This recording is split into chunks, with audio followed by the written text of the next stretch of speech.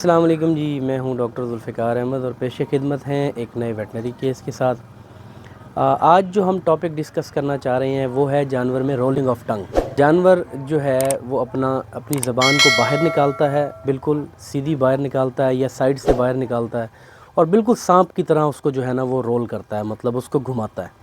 ٹھیک ہے، اور کبھی اپنے ناک کے اوپر مارتا ہے اور کبھی منہ کے سائیڈ کے اوپر مارتا ہے، جیسا کہ آپ نے ویڈیو کے اندر بھی دیکھا ہے۔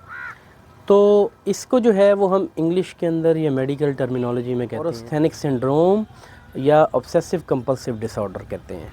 ہوتا کیا ہے جب جانور کے جسم کے اندر سے ہوتا ہے، دیکھیں یہ تو جانور کے جو رویہ ہے اس کے اندر تبدیلی ہوتی ہے۔ جانور کے رویہ کے اندر تبدیلی کیوں آتی ہے؟ جب جانور کے جسم کے اندر منرلز کی کمی ہو جائے گی۔ منرلز بہت جو ہے نا طرح کے ہوتے ہیں، کیلشیم، پوٹاسیم، میگنیسیم،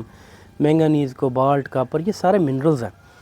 اور ان میں سے ہر منرل کی جب جسم کے اندر کمی ہوگی تو پھر اس کی وجہ سے ایک خاص قسم کا رویہ جانور کے اندر شو ہوگا، اس کو ہم کہتے ہیں بیہیویرل چینجز آتی ہیں۔ تو ان بیہیویرل چینجز کی وجہ سے جو ہے نا وہ جانور کو مسائل ہونا شروع ہو جاتے ہیں۔ مثال کے طور پہ اس کو ہم اس طرح اس کی وضاحت کر سکتے ہیں کہ جس جانور کے پیٹ کے اندر اگر کیڑے ہوتے ہیں یا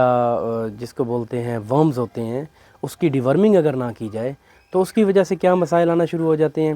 کہ جانور کمزور ہونا شروع ہو جاتا ہے، جانور کی سکن جو ہے وہ رف ہونا شروع ہو جاتی ہے، اور جانور اس کے اندر جو رویے کے اندر تبدیلی آتی ہے جانور کے، وہ یہ ہے کہ جانور اپنے جسم کے منرلز کو پورا کرنے کے لیے مٹی کو چاٹنا شروع کر دیتا ہے یا پھر دیواروں کو چاٹنا شروع کر دیتا ہے، اور اس کے علاوہ بعض کیسز میں ہم نے دیکھا ہے کہ جانور اپنا گوبر بھی کھانا شروع کر دیتا ہے۔ تو اس کو پراپر ٹرمینالوجی کے اندر پائکا بولتے ہیں،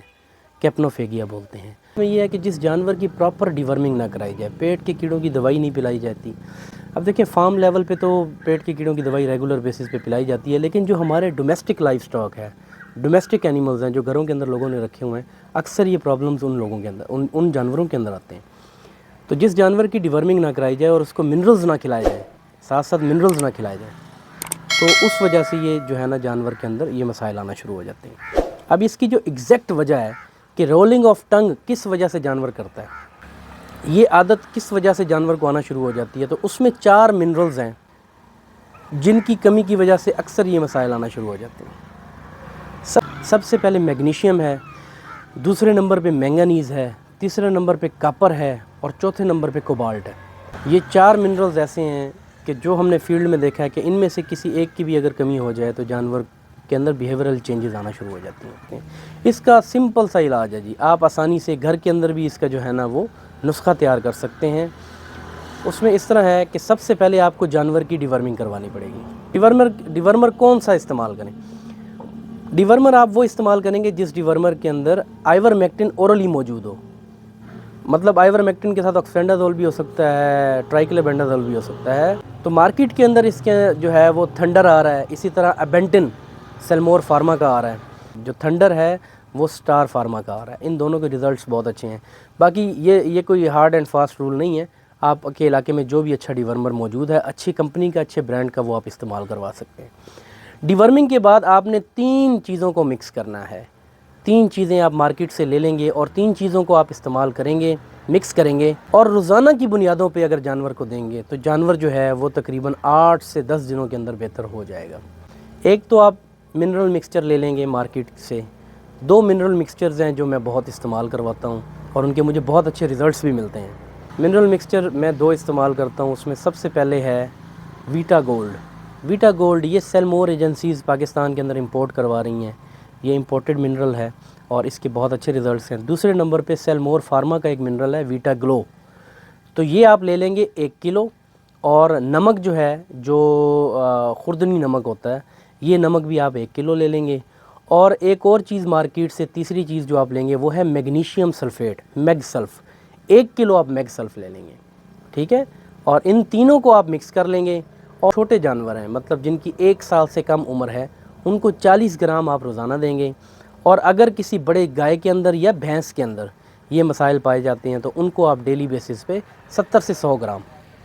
یہ آپ جو ہے نا وہ روزانہ استعمال کریں گے تو آپ کو 8 سے 9 دنوں کے اندر یہ آپ کا جانور بالکل مکمل بہتر ہو جائے گا۔ ایسے ہی جانور کے جسم کے اندر منرلز کی کمی پوری ہو جائے گی، جو اس کے جسم میں کمی آئی ہوئی ہے وہ پوری ہو جائے گی، جانور مکمل صحت یاب ہو جائے گا۔ وہ لیکوڈ ہے تو اس کو ہم ایک براڈ کیٹیگری ہے، اس کو ہم بولتے ہیں پائکا، پائکا کے اندر ہم لے آتے ہیں۔ تو جانور کے جسم کے اندر جو منرلز کی کمی جیسے ہی پوری ہوگی تو جانور اپنے بیہیورل چینجز، مطلب جو اس کے رویے کے اندر تبدیلی آئی ہے، وہ مٹی چاٹ رہا ہے یا وہ اینٹوں کو چاٹ رہا ہے یا ان کو کھا رہا ہے یا گوبر کھا رہا ہے اپنا، تو اس میں جو ہے نا وہ، یا جس طرح یہ رولنگ آف ٹنگ ہے، اپنی زبان کو باہر نکال کے رول کر رہا ہے،